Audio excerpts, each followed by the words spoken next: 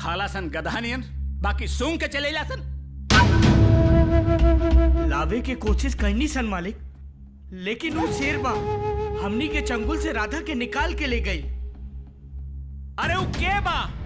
शायद वो राधा के आशिक रहला। राधा के आशिक सिर्फ हमार बेटा बा।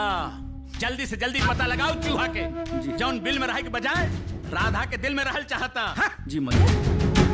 याद रखिए हसन, राधा सिर्फ और सिर्फ हमारा बेटा के आंगन के तुलसी बनी।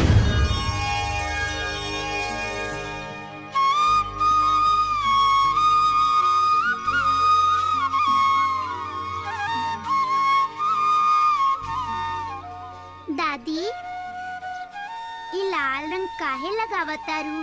हर रोज तो तू अपने से लगावेलू, आज माई काहे लगावतारी?